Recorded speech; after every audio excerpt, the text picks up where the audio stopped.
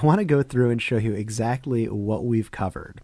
As far as the tools are concerned, we talked about the move tool, we talked about all of the selection tools, we talked about cropping.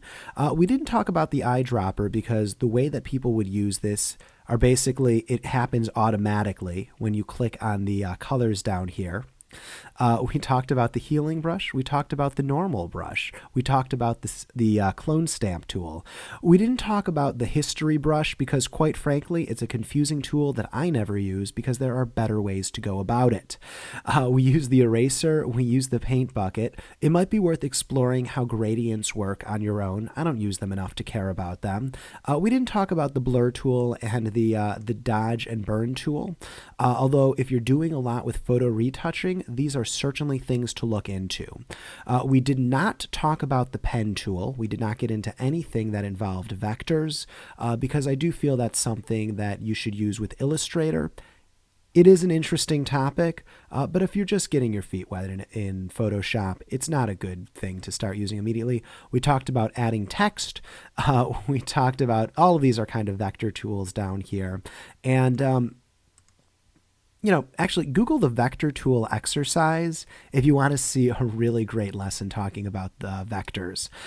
We didn't use this tool because instead we just pressed spacebar and accomplished the same thing. And I did show you the zoom tool. We talked about how to change the colors right here and the background and the foreground colors right there. This right here is just the button that we've been using the key button F for. It changes the screen button. This right here is a quick mask. We didn't do anything with masks, and that's certainly the next step in your learning, understanding what a mask is and how to use them to get the very best selection. But we did cover the majority of the tools. Over here, we talked about the layers palette. And not only did we talk about the layers palette, we talked about deleting layers, creating new layers, duplicating layers, creating layer groups, creating color adjustment layers, linking layers. We didn't talk about adding effects, and we didn't talk about adding masks, which is what this is right here. Again, that's a more advanced topic that if you're first stepping into Photoshop, probably isn't a good thing to get into. As far as all of these drop downs are concerned, it would seem as if we didn't touch on any of them. But didn't we? We got into File New, Open. We didn't talk about Bridge, but Bridge is just another way to explore things. I'm not going to go into Open Recent. You can figure that out. Closing a file, closing all, saving, saving as, save for web. I never use Place. I just click and drag something in. Don't use Place. It's a convoluted way to do things. We didn't get into video, and we did not get into 3D because, again, those are more advanced topics. And also, we didn't talk about exporting to PDFs. Printing, Control P, it opens up a print dialog box. And while we're not talking about it, I'm sure you've used print dialog boxes in the past. As far as edit is concerned, all of the things that are important here, like cut and copy and paste, I showed you. Image, this is actually a different way to approach color correction, and it's not as good. Just quite frankly, it's not as good. We did talk about image size and canvas size, and those are also very important. I believe I showed you image rotation. Very simply, if you want to rotate an image, this is the way to do it. If you want to duplicate your image, you can do it here, and we're not going to deal with variables and analysis. That's, no thank you. The image modes are actually pretty important if you're getting into professional printing. Otherwise, I wouldn't worry about it, and it's a boring, more advanced topic that I wouldn't worry about, okay? Layers, everything that's important in these layer panels, we did just by right-clicking, shift-selecting, and all of that, okay? So we're going to ignore this. Type, there's other things you can do with type. If you want to extrude it to 3D, you can do that inside of type, but we're not going to get into 3D right there. Selection, again, everything that's in the selection drop-down with the exception of color range, which I did show you, you can get by making a selection and right-clicking. And that's where I showed you those options right there. Filters, there's a good reason why I didn't show you the filters. Most of them are awful. The two filters that I'll use a lot are Blur, Gaussian Blur, which I did show you, and that just allows you to blur an image. And maybe I'll use another one, but not all that often. I did show you noise, dust, and scratches. I don't use it that often. Honestly, I don't use many of these things. What I will tell you, though, is do go ahead and play around with some of these things up here. They're kind of fun.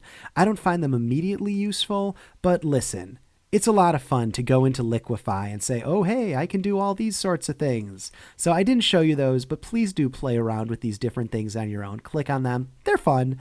And, feel free to go into the filter gallery to see what all the different filters do. 3D, we're not touching on. View, listen, I showed you how to zoom in, zoom out, fit to screen. That's what's important. There's other options here like rulers and snap and guides. If I drag here, I can add a guide, but we won't get into that. And the windows, it's just a way to expand. If something isn't in the options bar, it will be in one of the windows. And I actually showed you a bunch of the windows. What windows have we seen? We've seen the properties window. The properties window. We've seen the history window. We've seen the paragraph. Well, we saw the characters window. There's another one for paragraphs that allows you to do more text editing. We know about layers. We know about tools. So which windows didn't we see? All right, 3D, not getting into. Actions, it's a pretty advanced thing that allows you to repeat the same thing over and over again. I wouldn't get into that right there. Adjustments, honestly, these are just a different way to get to the button that we did right here. So you don't need to worry about it because I showed you a different way to get there. That happens a lot in Photoshop. There's 5 different ways to get to it. I've shown you the fastest ways. So there's a lot of windows here that I've shown you better ways to get to. So where should you go if you want to keep learning from here? The topics still worth learning are Photoshop masks, channels in Photoshop, and if you have something more specific, such as laying out design in Photoshop, or really messing with text in Photoshop, painting in Photoshop, those are topics that this didn't talk about. However, as far as giving you advanced photo retouching, as far as giving you all of the basic fundamentals to really get you started and working in a Photoshop on very solid grounding, I've covered what matters. You now understand layers. You understand how to do color correction. You understand how to do selections and make it so they're as good as is physically possible. And those are the 3 fundamentals. And all of the tools just kind of feed in to helping you do that. You also know how to do corrections. That was the other thing we covered. So I hope you got a lot out of this, and I'm glad you joined me.